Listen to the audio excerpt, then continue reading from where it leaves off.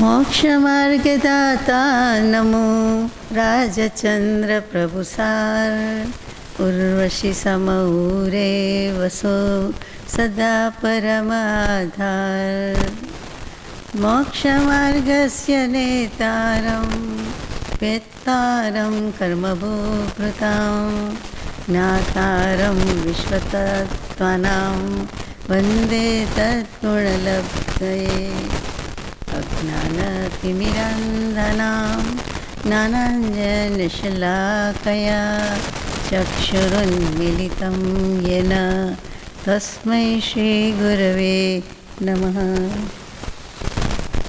सत्श्रुतने नमस्कार, असीमुपकारी आत्माने नमस्कार, तारक त्रिपुटीने नमस्कार, महाविત્રો मुरब्यो मुमुक्षुओने नमस्कार, प्रत्येक शुद्धात्मा द्रव्यने नमस्कार।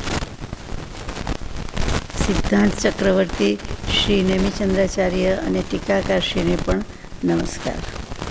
પરમ કૃપાળુ દેવ પ્રણીત વચનામૃતજી અંતર્ગત ઉપદેશ નોંધ 15 સમાવિષ્ટ ચોથું શ્રુત શ્રી ગોમટસારજી, એમાં જીવકાંડ પછી કર્મકાંડ અધિકારની આપણે યથાશક્તિ વિચારણા શરૂ કરી છે। એમાં ગાથા નંબર 505થી લઈએ છીએ। એનું વિવેચન વિસ્તાર થોડું બાકી હતું ગઈકાલે, એટલે ગાથા નંબર 505। અધિકાર 5મો ચાલે છે, સ્થાન સમુત્કીર્તન અધિકાર। એટલે સ્થાન વિશે જેટલા કીર્તન કરીએ, ગુણગ્રામ કહીએ કે ગાણા ગાઈએ કે એની જ અપેક્ષાથી બધા જ વસ્તુને લેવાનું થાય। ગુણસ્થાન, માર્ગણા, 8 કર્મની પ્રકૃતિ, ઉત્તર પ્રકૃતિ, જે કહો તે બધું જ, એટલે એ અનુસંધાન આવ્યા જ કરશે, કારણ કે અધિકારનું નામ જ એ છે। એટલે સ્થાનને બધી બાજુથી અને ભલી ભાંતિ રૂઢી પ્રકારે એનું કીર્તન કરવું, એની જ વાત કરવી, એની સાથેના જ બધાના સંબંધની વાત કરવી, કનેક્શનની વાત કરવી, અને બધું જ એમાં આવી જાય છે તે સ્થાન સમુત્કીર્તન અધિકાર। ગાથા નંબર 505। અઠ્ઠતિ સહસ્સા બેણિસયા હોંતિ સત્તિસાય કોયડીણમ પરિમાણમ લેસમ પડી મોહણીયસ। હવે લેશ્યાની અપેક્ષાથી મોહનીય પ્રકૃતિનું પરિમાણ કેટલું છે તેની વાત આ ગાથામાં કહે છે। તો મોહનીય કર્મની વાત આવે છે અત્યારે, એની વાત ચાલે છે, અને એમાં લેશ્યાની અપેક્ષાથી એની પહેલાં બીજી અપેક્ષાથી હતી, માર્ગના પ્રમાણે ગતિ, કશાય, કાય, ઇન્દ્રિય વગેરે વગેરે।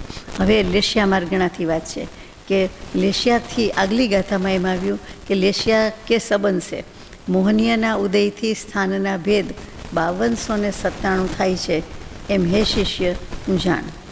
ત્યાં સુધીની આપણે વિચારણા કરી હતી। આજે લેશ્યાની અપેક્ષાથી મોહનીયની પ્રકૃતિઓનું પરિમાણ 38,237 થાય છે, તે તું જાણ, તારે જાણવું જોઈએ, એમ કરીને આચાર્યશ્રીએ, ટીકાકારશ્રીએ મૂકી દીધું છે। એટલે કે આપણા માટે મનોયત્ન શરૂ થાય છે કે 38,237 પ્રકૃતિ કેવી રીતે ગણવાની। સ્ટેટમેન્ટ તો આપી દીધું 505માં, કન્ક્લુઝન આપી દીધું, પણ પછી હવે આપણે ગણવાની છે। તો આપણે તૈયાર છીએ ને, ગણવી છે ને? ગણિત તો બહુ ગમે। ગુણસ્થાન પ્રમાણે લેવાનું છે। પહેલું ગુણસ્થાનક મિથ્યાત્વ અથવા અહીંયા મિથ્યા દૃષ્ટિ લખે છે। મિથ્યા દૃષ્ટિ ગુણસ્થાનના 10 સ્થાન છે। 10 સ્થાન વગેરે 4 તથા 9 વગેરે 4 એ મિથ્યાત્વની વાત છે। એટલે 4 ને 4 8 સ્થાનક થયા, એને 6 લેશ્યાથી ગુણતા 48 થયા। 8 ગુણ્યા 6 એટલે 48 થયા।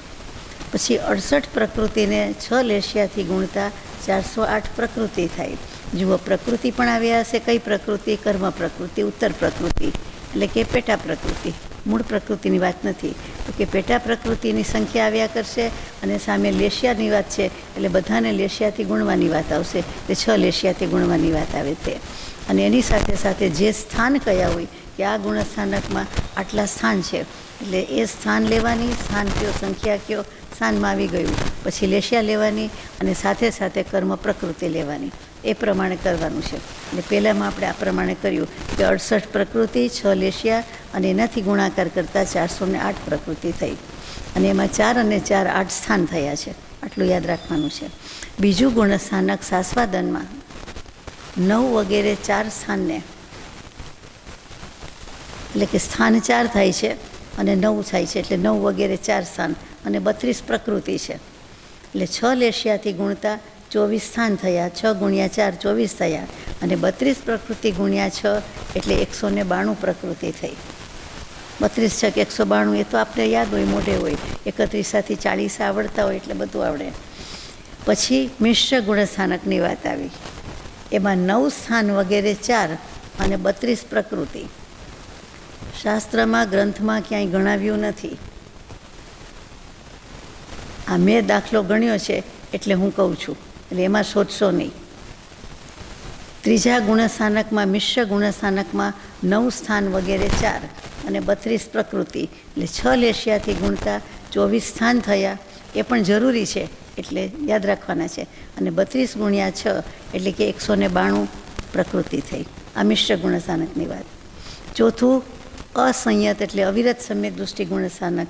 એમાં 9 સ્થાન વગેરે 4 અને 8 આદિ 4 એટલે 8 સ્થાન થાય. સ્થાન 4 4 એટલે 8 થયા.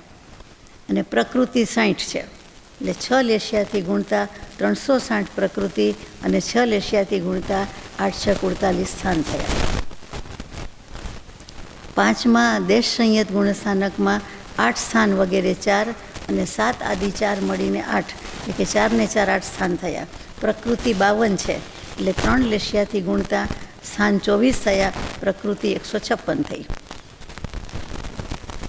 પછી છઠ્ઠું પ્રમત્ત અપ્રમત્ત સાથે લેવાય છે, એટલે છઠ્ઠું સાતમું સાથે પ્રમત્ત અને અપ્રમત્ત ગુણસ્થાનકમાં 7 સ્થાન વગેરે 4 અને 6 વગેરે મળીને 8 થાય. અને પ્રકૃતિ 44 છે, એટલે 3 લેશિયાથી ગુણતા 24 સ્થાન અને પ્રકૃતિ 132 થાય.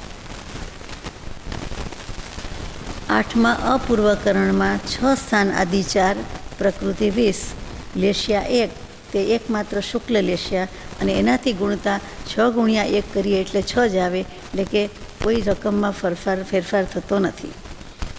હવે સ્થાન અને પ્રકૃતિને 24ના ભંગથી બધાને ગુણવાના છે. હવે એવું આવ્યું આ 8ને કે ગુણતા જવાનું છે. આપણે તો વચ્ચે વચ્ચે જ ગુણતા ગયા, સાથે સાથે જ ગુણાકાર કરતા ગયા. પછી 9મું અનિવૃત્તિકરણના સવેદ ભાગમાં, એટલે કે વેદ કશાયના ઉદય છે ત્યાં સુધીમાં, એટલે કે એ ભાગમાં, એટલે કે શરૂઆતના સ્ટેજમાં સ્થાન 1 અને પ્રકૃતિ 2, શુક્લ લેશિયા 1 જ, એનાથી ગુણતા 1 ગુણ્યા 1 એટલે 1 જ રહે છે, અને 1 ગુણ્યા 12થી ગુણવાના છે, એટલે 12 ભંગ થાય છે. અને અવેદ ભાગમાં સવેદ કશાય સહિત, વેદ કશાય સહિત અવેદ, એટલે કે હવે વેદનો ઉદય નથી, છેલ્લા ભાગની વાત છે, તો ત્યાં સ્થાન 1, પ્રકૃતિ 1 અને શુક્લ લેશિયાથી ગુણતા 1, એટલે ત્યાં 4 ભંગ થાય છે. 1 ગુણ્યા 4 4 ભંગ થાય છે. હવે 10મું સૂક્ષ્મ સંપ્રાયમાં સ્થાન 1, પ્રકૃતિ 1 અને શુક્લ લેશિયાથી ગુણતા ભંગ પણ 1 થાય છે. 1 ગુણ્યા 1. હવે અનિવૃત્તિકરણમાં, એટલે કે સૂક્ષ્મ સંપ્રાય 10મું આવી ગયા, પણ પાછળ જાય છે કે 9મું અનિવૃત્તિકરણના 17 સ્થાનને અપૂર્વકરણ સુધીના સ્થાનની સંખ્યામાં અને 29 પ્રકૃતિને પ્રકૃતિની સંખ્યામાં ઉમેરી દેતા, 29 પ્રકૃતિને આ સંખ્યા આવી તેમાં ઉમેરી દેતા, એટલે કે આ જે સ્થાન ભેદ થાય છે અને પ્રકૃતિ ભેદનું પ્રમાણ જે કંઈ આવશે તે 38,237 આવશે. પછી પ્રકૃતિ અને સ્થાન આપણે પણ શોધીને લખવું જોઈએ, વિચારવું જોઈએ, તો કામ થાય. 220 ગુણ્યા 24 એટલે 5280, એમાં 17 આપણે ઉમેર્યા એટલે 5297, અને 1592 એમાં 24 ગુણ્યા એટલે 38,208, અને છેલ્લે હમણાં કહ્યું તે અડધી મિનિટ પહેલાં, 10 સેકન્ડ પહેલાં, કે 29 પ્રકૃતિ ઉમેરવાની છે, એટલે 38,208માં 29 ઉમેરતા 38,237 સંખ્યા થઈ. એટલે આ કરી જોઈએ, એટલે સાચું જ હોય, એમણે લખ્યું હોય એટલે 100% યથાર્થ તથ્ય જ હોય. આપણો જવાબ ન મળે તો આપણે સમજવું કે આપણે ક્યાંક ચૂક્યા છીએ. કોઈક સરવાળા બાદબાકીમાં એક પ્રકૃતિનો પણ ક્યાંક ફરક આવે એટલે ખેલ ખલાસ.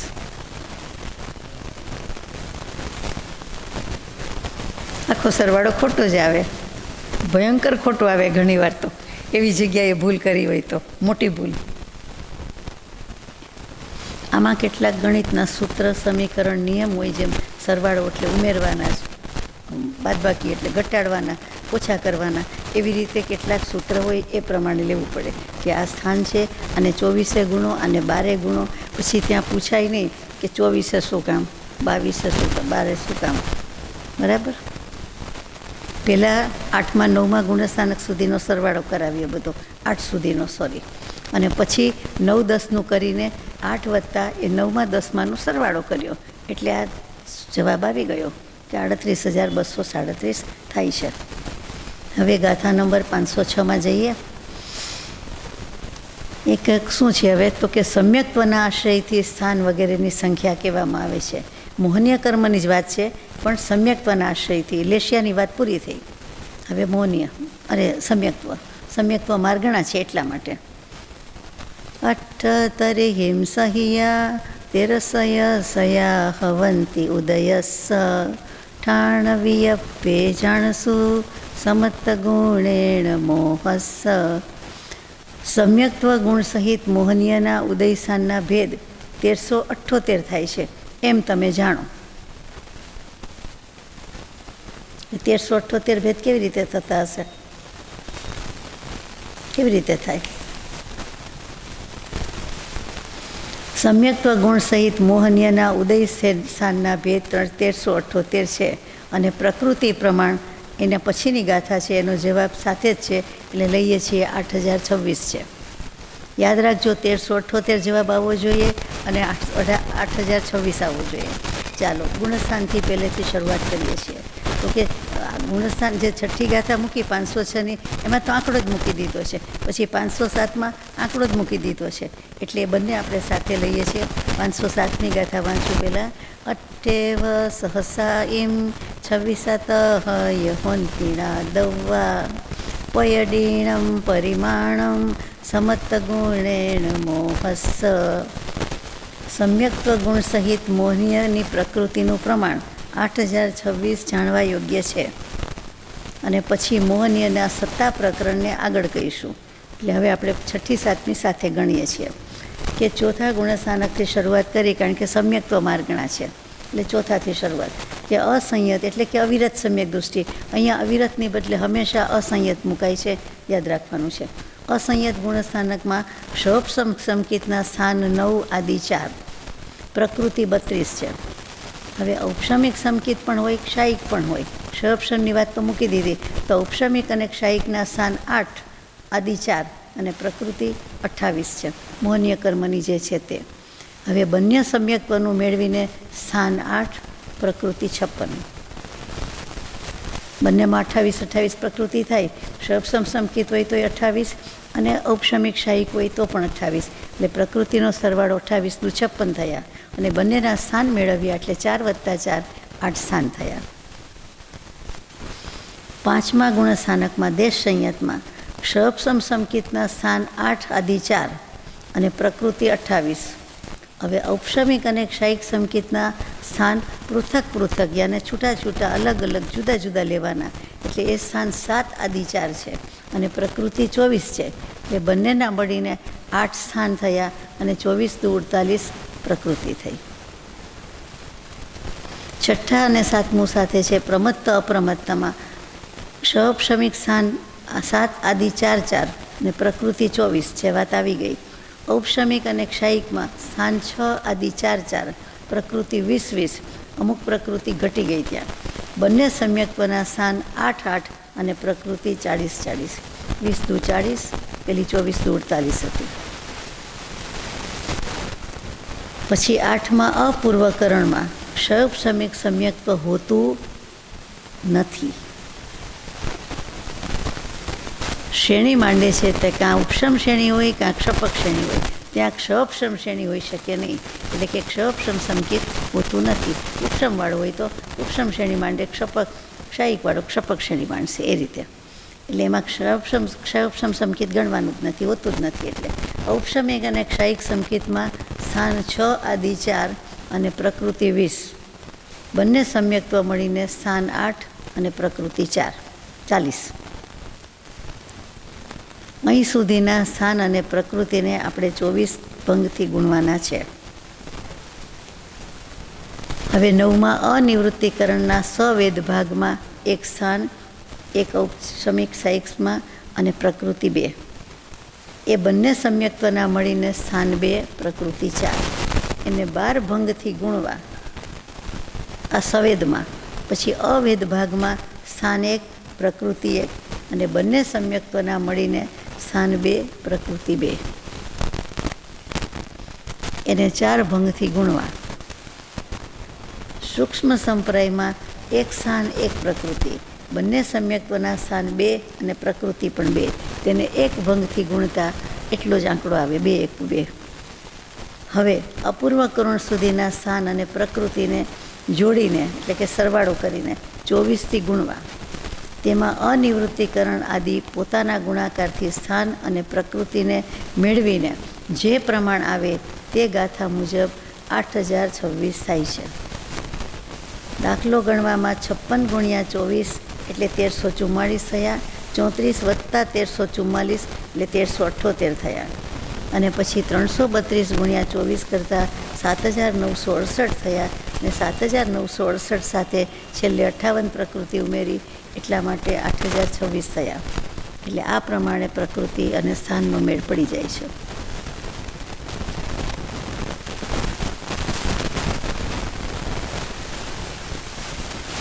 એક શાક 45 રૂપિયાનું આવ્યું તો 2 શાક સેમ ભાવ છે તો કેટલાનું? તો તરત જ ગુણાકાર કરો કે નહીં? તો આમાં ગુણાકાર કેમ કરવાનો એવો પ્રશ્ન ન થાય.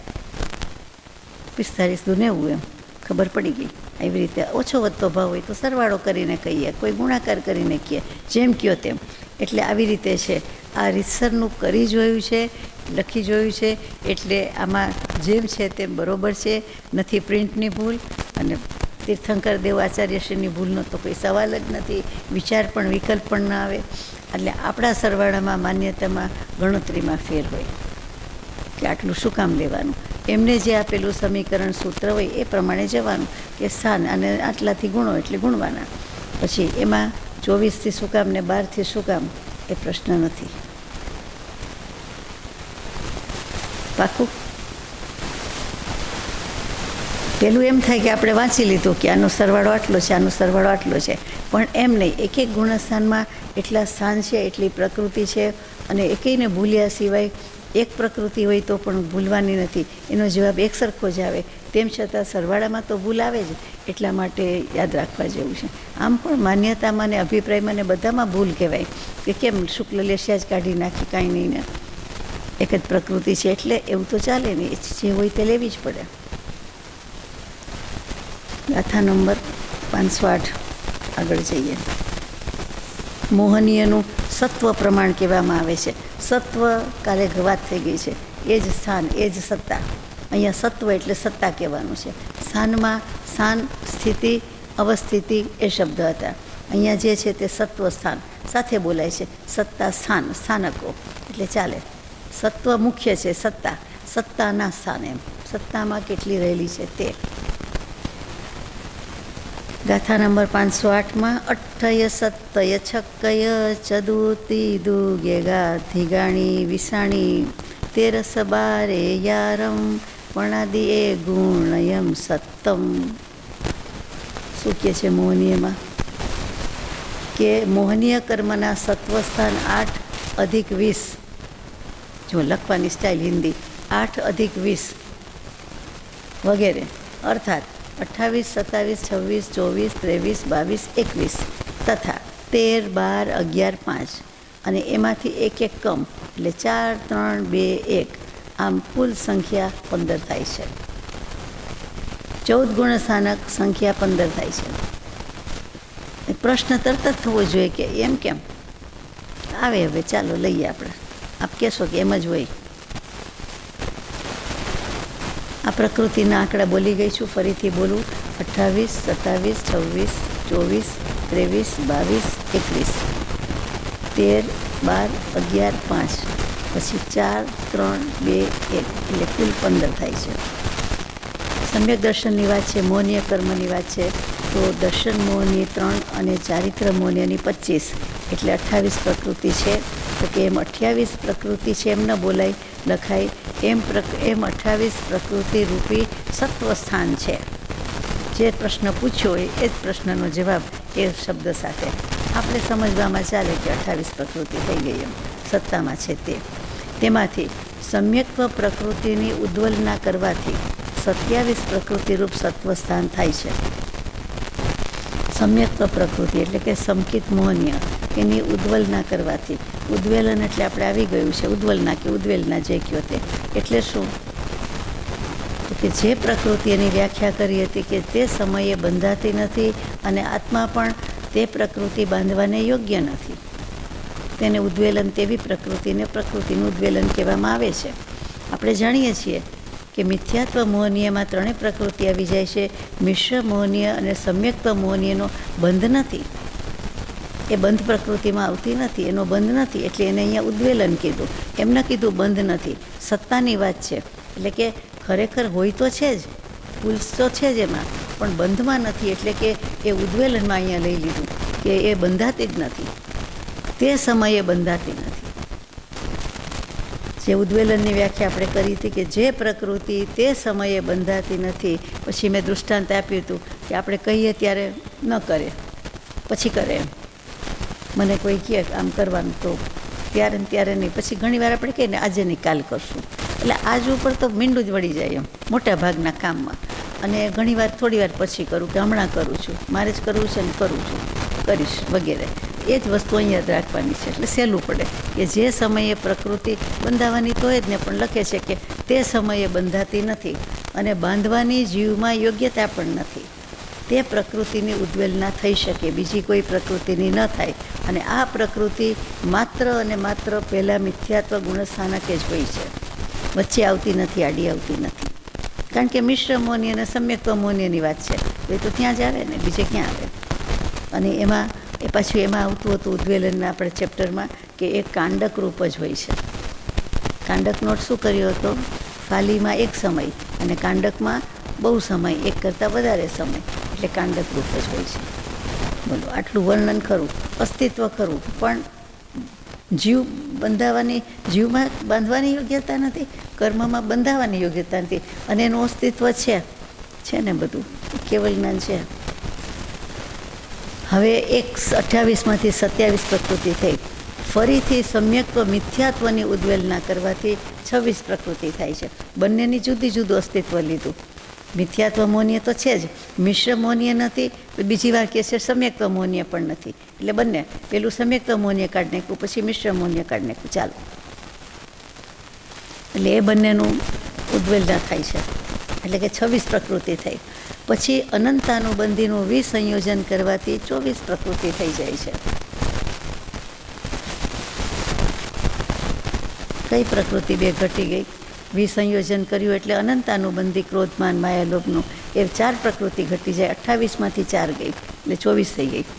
અને એ શું થઈ જાય છે વિસંયોજન એટલે? તો કે અનંતાનુબંધી છે એ અપ્રત્યાખ્યાન રૂપે પરિણમી જાય છે, અપ્રત્યાખ્યાન પ્રત્યાખ્યાનમાં પરિણમે છે. એટલે 4નું 4માં પરિણમે એટલે અનંતાનુબંધી ગઈ તો અપ્રત્યાખ્યાનમાં આવી ગયું, એમાં પ્રત્યાખ્યાન પણ ન આવી શકે, 4નું 4માં જ આવે, એટલે એનું સ્થાન એ લઈ લે છે ટૂંકમાં. હવે મિથ્યાત્વનો ક્ષય થઈ ગયો, ચોથે ગુણસ્થાનકે આવ્યા, એટલે 33 પ્રકૃતિ 23 પ્રકૃતિનું સત્વ છે. આપણે કેટલી કહી હતી? 28, પછી એમાંથી 24 થઈ હતી, પછી એમાંથી એક જ પ્રકૃતિ બાદ કરી, મિથ્યાત્વનો ક્ષય કર્યો, અનંતાનુબંધી વિસંયોજના, એટલે 23 થઈ. બહુ ઇન્ટરેસ્ટિંગ છે. મિશ્ર મોહનીયના ક્ષયથી 22 પ્રકૃતિક સત્વ થાય છે. પછી સમ્યક્ત્વ મોહનીના ક્ષયથી 21 પ્રકૃતિનું સત્વ હોય છે.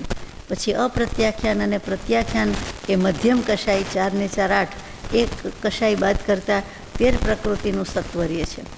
21માંથી 8 નીકળી જાય છે એટલે 13 પ્રકૃતિ રહે છે. સ્ત્રીવેદ અને નપુંસક વેદમાંથી એકનો ક્ષય થતાં 12 પ્રકૃતિરૂપ સત્વ રહે છે. એમાંથી બાકીના બીજાનો એટલે કે ધારો કે સ્ત્રીવેદનો ક્ષય કર્યો હોય તો નપુંસક વેદનો વારો હવે આવ્યો, નપુંસકનો ક્ષય કર્યો હોય તો સ્ત્રીવેદનો ક્ષય કર્યો બીજામાં, એટલે એક પ્રકૃતિ પાછી ઓછી થાય છે, એટલે 12માંથી 11 પ્રકૃતિરૂપ સત્વ થાય છે. અને 6 નો કશાયની વાત આવી. હાસ્ય, રતિ, અરતિ, ભય, શોક, જુગુપ્સા, એમાંથી હાસ્ય વગેરે નો કશાય એ 6 નો ક્ષય થતાં 5 પ્રકૃતિરૂપ સત્વ હોય છે. 11માંથી 6 બાદ કરો એટલે 5 આવે. પુરુષ વેદનો ક્ષય થતાં 9મા ગુણસ્થાનક કે વેદનો ઉદય અને પછી ક્ષય પછી નથી, તો કે એનો ક્ષય થતાં હવે 4 પ્રકૃતિરૂપ સત્વ રહે છે, એક ઓછી થઈ ગઈ. હવે કેટલી છે? 4. પછી સંજ્વલન ક્રોધનો ક્ષય થતાં 3 પ્રકૃતિરૂપ સત્વ રહે છે. સંજ્વલન માનનો ક્ષય થતાં 2 પ્રકૃતિરૂપ સત્વ રહે છે. પછી સંજ્વલન લોભમાં બાદર લોભનો ક્ષય થતાં સંજ્વલન ક્રોધ માન માયાનો ક્ષય થતાં 1 બાદર લોભરૂપ પ્રકૃતિક સત્વ રહે છે. બાદર લોભ સ્પેસિફાઈ કર્યું છે, સૂક્ષ્મ લોભ નહીં. પછી બાદર લોભનો ક્ષય થતાં 1 હવે સૂક્ષ્મ લોભરૂપ જ સત્વ રહે છે, પણ એમાં પ્રકૃતિ બાદ ન થઈ શકે, એકમાંથી અડધી બાદ નથી થતી, એટલે સૂક્ષ્મ હોય કે બાદર પણ છે તો ખરો ને લોભ એમ. પછી બાદર અને સૂક્ષ્મ લોભની એક જ પ્રકૃતિ હોવાથી હવે એક જ સ્થાન રહે છે, એટલે 2માંથી 1 ગયું, 1 રહે છે. આ રીતે 15 સત્વ સ્થાન કહેવાય છે.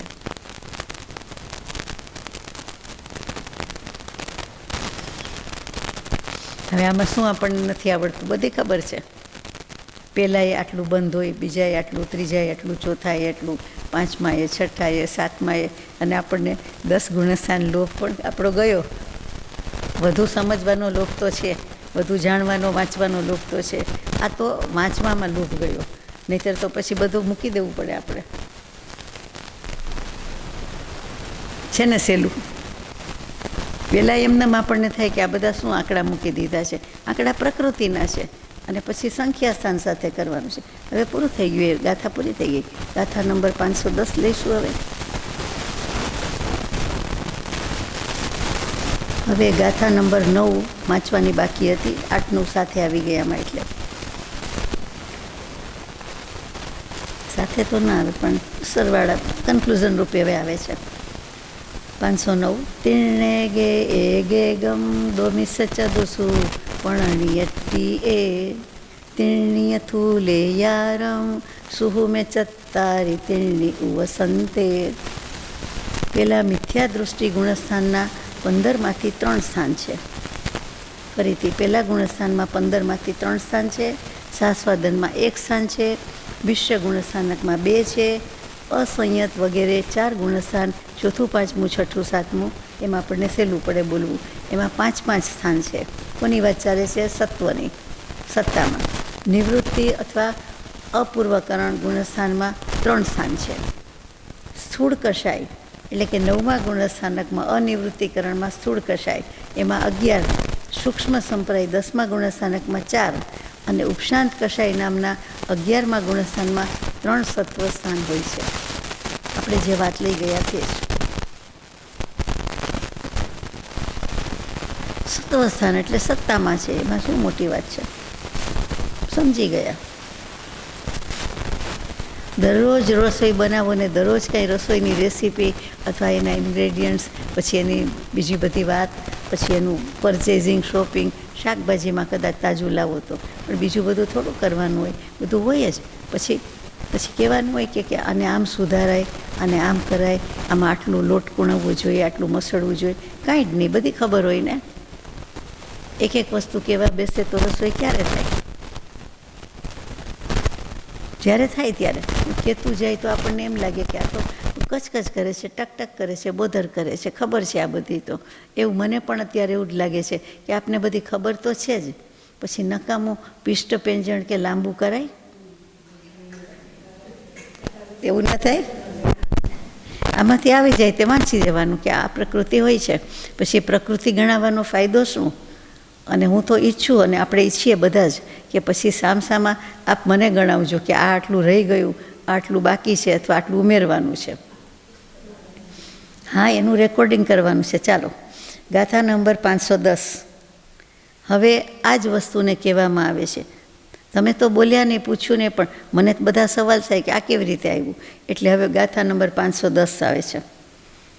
પઢમતિયમ ચ પઢમમ પઢમમ ચવુ વિષયમ ચ મિસ્સમ હિ પઢમમ ચવુ વિષ ચ ઉ અવિરદ દેશે પમત્તિ દરે. આ 15 સ્થાનમાંથી 3 સ્થાન મિથ્યા દૃષ્ટિ ગુણ સ્થાનમાં છે. સાસ્વાદનમાં પહેલી 28 પ્રકૃતિનું સત્વ સ્થાન છે. મિશ્ર ગુણ સ્થાનમાં પહેલું અને 24 પ્રકૃતિનું 2 સ્થાન છે. અવિરતિ, દેશવીરતિ, પ્રમત્ત, અપ્રમત્ત આ 4 ગુણ સ્થાનમાં પહેલું અને 24 પ્રકૃતિરૂપ વગેરે 4 સ્થાન છે. આ પ્રમાણે 4 ને 1 મળતા 5 સત્વ સ્થાન છે. એટલે કે જલ્દી 14 ગુણસ્થાનકનું ગણાવી દીધું. આપણે જરાક ધીમે લઈએ કે 15 સ્થાનના ગુણસ્થાનમાં સત્વ દર્શાવે છે કે મિથ્યા દૃષ્ટિમાં એક બાદ કરતાં કે કેવી રીતે ગણે છે તો કે 28 પ્રકૃતિ છે, પછી 27 થઈ, પછી 26 થઈ. ગુણસ્થાન તો પહેલું જ રહે છે તો કે એમાં 3 સત્વ સ્થાન કહેવાય. પ્રકૃતિ જુદી પડી ગઈ એટલે. કેમ કે 4 ગતિના જીવો સમ્યક્ત્વ અને મિશ્ર પ્રકૃતિની ઉદ્વેલના કરે છે. મિથ્યાત્વ મૌન્ય તો રહે જ છે, પછી મિશ્ર મૌન્ય અને સમ્યક્ત્વ મૌન્ય એની ઉદ્વેલના કરે છે. એટલે કે બાંધતા નથી, બંધાવા યોગ્ય નથી, આત્મા બાંધી શકતો નથી. અને પ્રકૃતિ કે હું બંધાવું નહીં, અત્યારે નહીં બંધાવું એમ, જે સમયે બંધાતી નથી એમ. આમ પણ પછી બંધાતી નથી એટલે એને ઉદ્વેલના કહેવાય છે. એટલે આપણે હમણાં વાત થઈ ગઈ તે. એટલે ટૂંકમાં એ 3 જુદા જુદા સત્વ સ્થાન થયા. એક મિથ્યાત્વ સમ્યક દર્શન, મિથ્યાત્વી સમ્યક દર્શન નહીં, મિથ્યાત્વી જ માત્ર, પછી એક મિશ્ર મૌન્યવાળા અને એક સમ્યક્ત્વ મૌન્યવાળા એ જુદા પડી ગયા. એટલે 3 કેટેગરી થઈ ગઈ. બરાબર.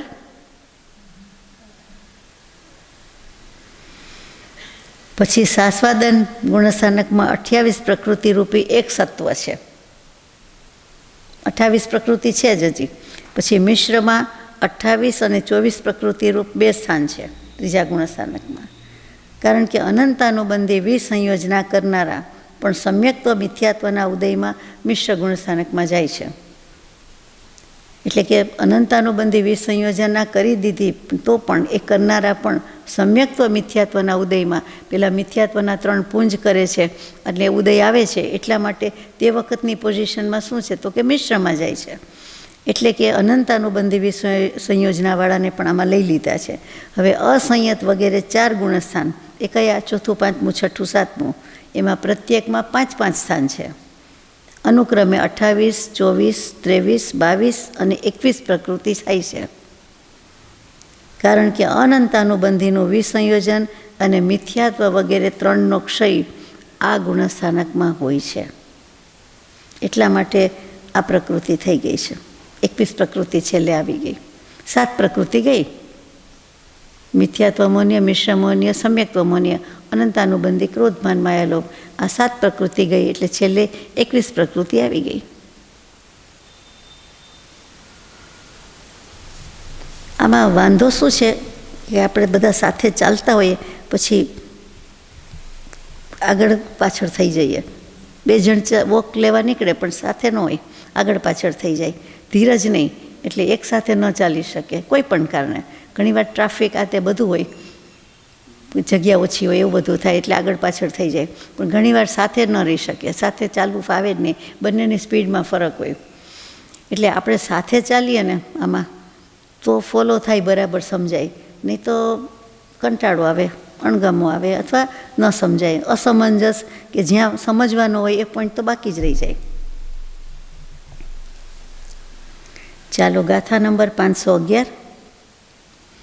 અડચ ઉરેકા વિષમ વસમ સેઢીમ હિ ખવગ સેઢીમ હિ એકાવીસમ સત્તા અઠકસાયાણી યટ્ટિતિ. ઉપશમ શ્રેણીમાં અપૂર્વકરણ વગેરે 4 ગુણસ્થાનમાં 28, 24 અને 21 પ્રકૃતિરૂપી 3 સત્વ સ્થાન છે.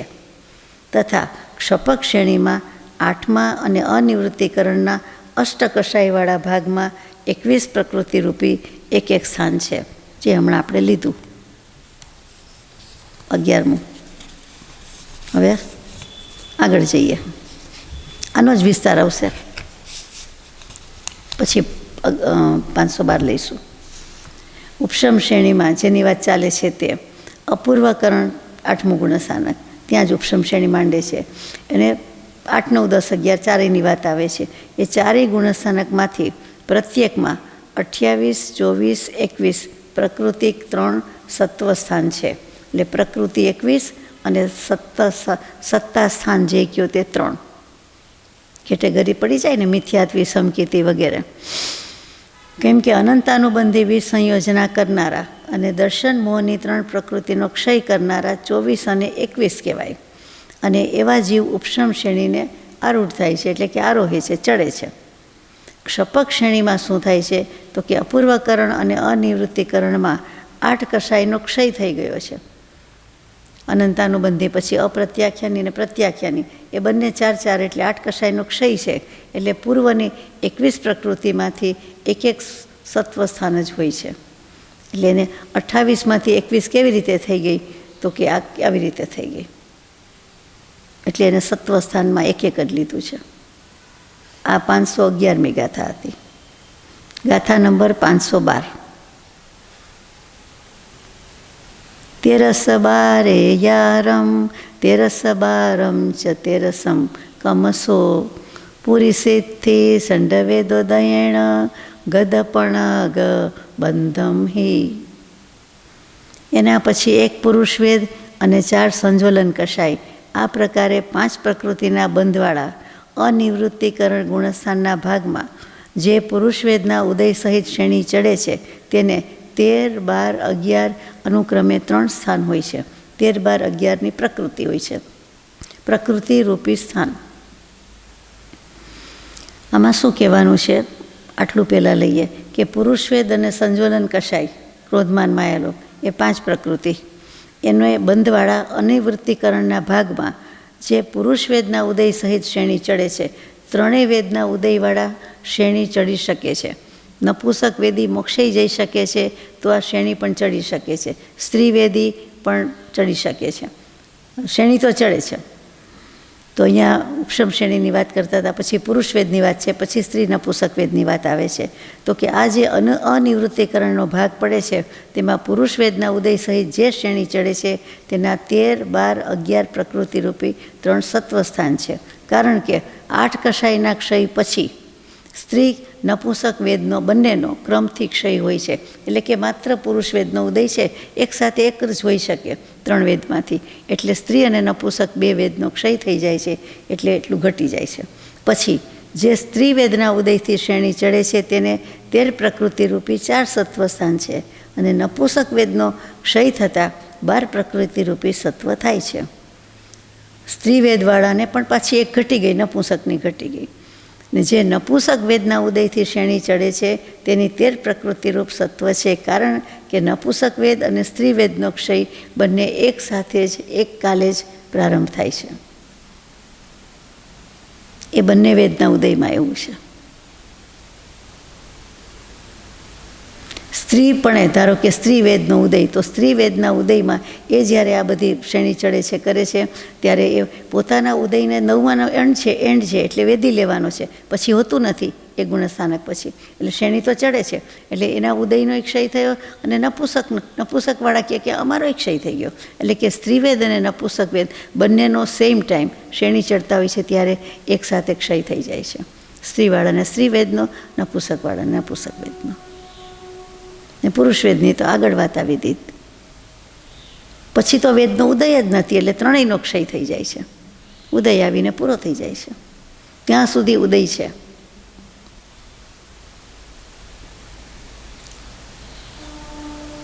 ગાથા નંબર 513.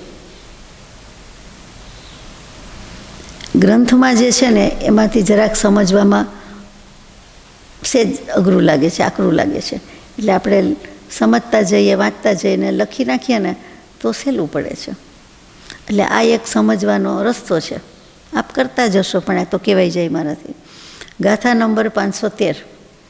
પુરીસોદયણ ચડી દે અંતિમ ખંડમ તિમોત્તિ પુરીસુદ ઓ તપ્પણિધિમ મિદરાણમ અવગદ વેદોદયમ હોદી. પુરુષ વેદના ઉદય સહિત ક્ષપક શ્રેણી ચડનારાને આ ઉપશમ શ્રેણીની વાત પૂરી થઈ. હવે ક્ષપકવાળા છે એટલે પુરુષ વેદના ઉદય સહિત ક્ષપક શ્રેણી ચડનારા અંતિમ ખંડના અંતિમ સમય પર્યંત એટલે છેલ્લી ઘડીના છેલ્લા સમય સુધી. પુરુષ વેદના ઉદયની સ્થિતિના પહેલા સમયમાં નપુંસક વેદ ક્ષપણાખંડ, સ્ત્રીવેદ ક્ષપણાખંડ, પુરુષવેદ ક્ષપણાખંડમાંથી અંતિમ ખંડના અંતિમ સમય સુધી પુરુષ વેદનો ઉદય અને બંધ નિરંતર હોય છે. પર્યાય તો જોઈએ જ ને. વેદનો ઉદય જાય છે તો મોક્ષે જવામાં મનુષ્ય હોય, માનો કે સ્ત્રીને કાઢી નાખી તો પણ પુરુષ પર્યાય પણ જોઈએ તો ખરા જ ને. એટલા માટે કહે છે કે પુરુષ વેદનો ઉદય અને બંધ નિરંતર હોય છે. તે પુરુષ વેદની ક્ષપણાના અંતિમ ખંડની સમીપ શેષ નપુંસક વેદ અને સ્ત્રી વેદના ઉદયનો અભાવ થઈ જાય છે. અને નપુંસક વેદના સ્ત્રી વેદના ઉદયનો તો અભાવ જ છે, સવાલ નથી. અને પુરુષ વેદની ક્ષપણાના એટલે કે પુરુષ વેદનો ક્ષય તો થાય જ છે, કારણ કે 9મા સુધી જ છે, પછી તો છે નહીં, એટલે કહેવો તો પડે જ. પણ જ્યાં સુધી નથી થતો ત્યાં સુધી શ્રેણી પણ ચડે છે, પૂરું થાય છે. અંતિમ ખંડ એટલે અંતિમ ભાગ, જે 9 ભાગ બતાવ્યા છે તે, એમાં છેલ્લું સ્ટેજ ટૂંકમાં આપણી ભાષામાં, અને છેલ્લી ઘડીનો છેલ્લો સમય, એમ છેલ્લી મિનિટને એનો પણ પછી છેલ્લી સેકન્ડનો પણ સમયમાં કહ્યું છે છેલ્લો સમય. સમય શબ્દ છે જ આમાં. એટલે ત્યાં સુધી જે હોય છે ત્યાં સુધી એને નિરંતર બંધ ઉદય કહેવાય. એક વખત બંધાઈ ગયા એટલે આપણને એમ કે છે જ, પણ કેટલીક પ્રકૃતિમાં એવું નિરંતર બંધવાળી છે એટલે એનો બંધ થયા જ કરે છે. જેમ તીર્થંકર નામકર્મ બંધ બાંધ્યા પછી આપણે કહીએ તો કે એમ કહેવાય કે બંધ હોતા રહેતા એ હુઆ કરતા એ, એટલે કે બંધ ચાલુ ને ચાલુ છે. ઉદય સમજાય છે સમય સમયે, બંધમાં એમ થાય કે બાંધી દીધા પછી શું, બંધાયેલો જ રહે છે એમ નહીં, બાંધતા જાય છે પાછો. એટલે પરિણામની ચડ ઉત્તરમાં કાંઈક એવું હોવું જોઈએ કે જેથી કરીને આવું લખવું પડે, એટલા સૂક્ષ્મતા હોવી જોઈએ, નહીંતર આવું થાય નહીં. બંધાઈ ગયા પછી શું, શરૂઆત થઈ ગઈ, પાકો લોટ પછી સરખો બંધાઈ ગયો પછી શું. પણ આપણે કહીએ ને કે પડ્યો પડ્યો ગળે ઓગળે છે, ઢીલો થડી જાય છે, એમ જે બધું એનામાં પરિણમન વિપરિણમન થયા કરે તેમ આમાં પણ થાય. જીવના ભાવ એક સરખા, બાંધ્યો એટલે બાંધ્યો, પણ છતાં એના અધ્યવસાય બદલાતા હશે, એટલે કેવું પડે કે બંધ તો ચાલુ જ રહે છે. એમાં પણ આગળ આવવું જોઈએ આ ગ્રંથમાં જ, કર્મકાંડમાં બાકી હશે. પણ નિકાચિત બંધ હોય, તીર્થંકર નામ કર્મ પ્રકૃતિની વાત નીકળી એટલે કહી દઉં કે નિકાચિત પણ હોય, અનિકાચિત પણ હોય. એટલે એકદમ નિકાચિત ક્યારે થાય, બાંધી દીધો હોય તો કરોડો વર્ષ પહેલાં, પણ પછી નિકાચિત આગલા ત્રીજા ભવે જ થાય, કે પછી એમાં કોઈ કાળે ફેરફાર ન પડે. બાકી ફેરફાર ન થાય પણ પરિભ્રમણ ઘણું ઊભું હોય, એટલે આંટા ફેરાને આશીર્વાદ જોરદાર ચાલતા હોય. પૂતગલ પરાવર્તનમાં એનું પરિભ્રમણ ઘણું જ હોય. ભલે કરોડ વર્ષમાં એની લિમિટ બાંધી દીધી છે, પણ આપણી ભાષામાં આપણી સમજ પ્રમાણે તો ઘણું ઘણું કહેવાય. એટલે રખડપટ્ટી ઘણી થાય. જે આપણને મહાવીર સ્વામીના ભવમાં મરીચીથી મહાવીર સ્વામી એટલે યાદ આવે જ એ કેટલું પરિભ્રમણ. ઉપલક ખબર છે, ઝીણી ઝીણી તો આપણને ખબર પણ નથી. અમુક ભવ તો અમુક શાસ્ત્ર કરતાં નહીં ખબર હોય, કારણ કે નાના મોટા થયા હોય. એટલે એ બધા ઘણા ભવ થયા છે, ઘણું પરિભ્રમણ થાય છે. એટલે સમજાય છે કે નિકાચિત બનતો પછી જ કહેવાય આગલા ત્રીજા ભવે, કે જેમાં એકેય કરણ પરિણામ પુરુષાર્થ કોઈનું કાંઈ ચાલે નહીં, કોઈ રીતે સવડું કે અવળું પરિણામ બદલાય નહીં, ચેન્જ આવે જ નહીં. એટલે અનિકાચિત શબ્દ વાપરે છે, જેને આપણે અલ્પ નિકાચિત કહી શકીએ. અડધું નિકાચિત ને અડધું નહીં. એટલે આવી બધી સ્યાદવાદની વાત આવી જાય પછી. સ્યાદવાદ શૈલી છે, સમજાવ્યાની શૈલી કરી, સ્યાદવાદ સમજણ પણ કરી. એવું હવે અહીંયા 513મી ગાથા પુરુષવેદના ઉદયની વાત, અને અહીંયા આપણે પૂરું કરીએ છીએ. એના પછી જે આવે છે એની વાત આપણે પહેલાં એમનેમ લઈ લઈશું, પછી આમાં લઈશું. ચર્ચા કરીને પછી લઈએ છીએ. સહજાત્મ સ્વરૂપ પરમ ગુરુ.